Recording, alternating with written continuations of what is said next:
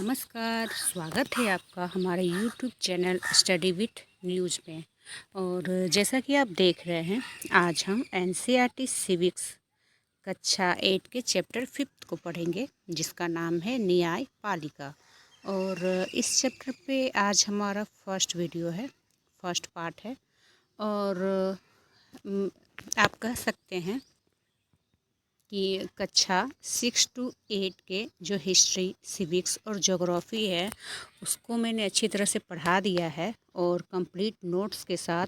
और उसका जो लिंक है वो मैंने डिस्क्रिप्शन बॉक्स में डाल दिया है, तो आप वहाँ पर भी जाकर अपने पिछले वाले चैप्टर को ज़रूर से रिवाइज करें। देखिए, आप जानते हैं कि न्यायपालिका क्या होती है। ये तीसरा अंग है हमारे संविधान का, ये तीसरा अंग है। और यहाँ पर आपको बता रहा है कि अखबार पर नज़र डालते ही आपको देश भर की अदालतों के द्वारा किए जा रहे कामों की झलक मिलती है ना। लेकिन क्या आप बता सकते हैं कि इन अदालतों की ज़रूरत क्यों पड़ती है?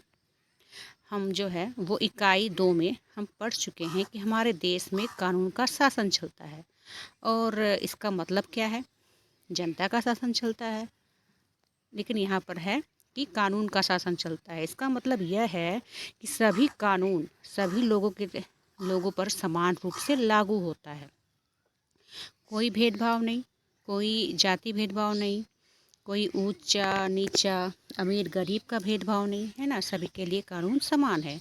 जब किसी कानून का उल्लंघन किया जाता है तो एक निश्चित प्रक्रिया अपनाई जाती है। और कानून के शासन को लागू करने के लिए हमारे पास एक न्याय व्यवस्था है। इस व्यवस्था में बहुत सारी अदालतें हैं जहां नागरिक न्याय के लिए जा सकते हैं। सरकार का अंग होने के नाते न्यायपालिका भी भारतीय लोकतंत्र की व्यवस्था बनाए रखने में अहम भूमिका निभाती है। तो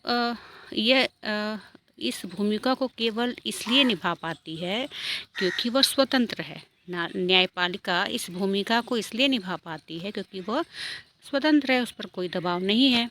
स्वतंत्र न्यायपालिका का क्या मतलब होता है? और आपने आसपास की अदालत, नई दिल्ली में स्थित सर्वोच्च न्यायालय के बीच कोई संबंध है? ये आपके लिए सवाल है और इसी सवाल का जवाब हमें इस चैप्टर में मिलेगा। देखिए, सबसे पहले तो आप अपने देश के न्यायपालिका का जो चित्र है उसे देख लें। हमारा जो नेक्स्ट पॉइंट है कि न्यायपालिका की क्या भूमिका है। तो अदालतें बहुत सारे मुद्दों पर फैसले सुनाती है। वो यह तय करती है कि जो शिक्षक है वो विद्यार्थियों की पिटाई नहीं करनी चाहिए उन्हें।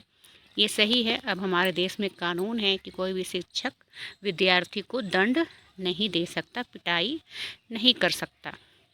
तब ये राज्यों के बीच नदियों के पानी के बंटवारों पर भी फैसला देता है। जो न्यायपालिका है वो फैसला देती है। वे किसी अपराध के लिए लोगों को सजा भी देती है। न्यायपालिका के कामों को मोटे तौर पर अब देखिए इतने भागों में बांटा जा सकता है। तो जो सबसे पहला है वो है विवादों का निपटारा। तो न्यायिक व्यवस्था नागरिक और सरकार दो राज्यों की सरकार और केंद्र और राज्य सरकार के बीच पैदा होने वाले विवादों को हल करने की क्रियाविधि मुहैया कराती है। किसके किसके बीच? तो सबसे पहले तो दो राज्यों के बीच, फिर राज्य और केंद्र सरकार के बीच। नेक्स्ट है न्यायिक समीक्षा। तो संविधान की व्याख्या का अधिकार मुख्य रूप से न्यायपालिका के पास ही होता है।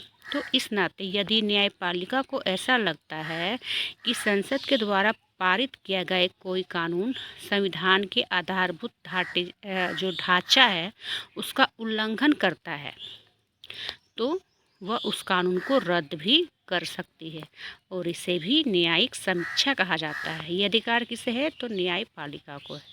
नेक्स्ट है कानून की रक्षा और मौलिक अधिकारों का क्रियान्वयन। देखिए, अगर देश के किसी नागरिक को ऐसा लगता है कि उसके जो मौलिक अधिकार है उसका उल्लंघन हुआ है, हनन हुआ है, तो वो सर्वोच्च न्यायालय या फिर उच्च न्यायालय में जा सकता है। देखिए, उदाहरण के लिए हमने कक्षा 7 की जो पुस्तक थी उसमें हमने हाकिम शेख के बारे में पढ़ा था, जो एक खेतिहर थे और चलती हुई ट्रेन से गिरकर वो घायल हो जाते हैं। जब कई अस्पताल उनके इलाज के लिए मना कर देते हैं और उनकी हालत जो है वो काफ़ी ख़राब हो जाती है, तो इस मामले की सुनवाई के बाद सर्वोच्च न्यायालय ने यह फैसला दिया कि संविधान के अनुच्छेद 21 में प्रत्येक नागरिक को जीवन का मौलिक अधिकार दिया गया है और इसमें स्वास्थ्य का अधिकार भी शामिल है। तो इसके फलस्वरूप न्यायालय ने पश्चिम बंगाल सरकार को आदेश दिया कि वह अस्पतालों की लापरवाही के कारण हाकिम शेख को जो नुकसान हुआ है उसका मुआवजा दे। तो सरकार ने यह आदेश भी दिया गया कि वह प्राथमिक स्वास्थ्य व्यवस्था की रूपरेखा तैयार करे और उसमें आपात स्थितियों में रोगियों के इलाज पर विशेष ध्यान दिया जाए। अब देखिए, ये सर्वोच्च न्यायालय का फ़ोटो है, पिक्चर है, मैंने इसे ऊपर भी दिखाया। तो इसकी जो स्थापना है वो 26 जनवरी 1950 को की गई थी। उसी दिन हमारा देश, आप जानते हैं, गणतंत्र बना था और अपने पूर्ववर्ती फेडरल कोर्ट ऑफ इंडिया की भांति यह न्यायालय भी पहले संसद भवन के भीतर चैम्बर ऑफ प्रिंसेस में हुआ करता था और इसे 1958 में इस इमारत में से स्थानांतरित किया गया। देखिए, हमारा जो नेक्स्ट पॉइंट है कि वो है स्वतंत्र न्यायपालिका क्या होती है, और इसे हम पार्ट 2 में पढ़ेंगे। तब तक आप मेरे चैनल को लाइक करें, शेयर करें और सब्सक्राइब करना ना भूलें। धन्यवाद।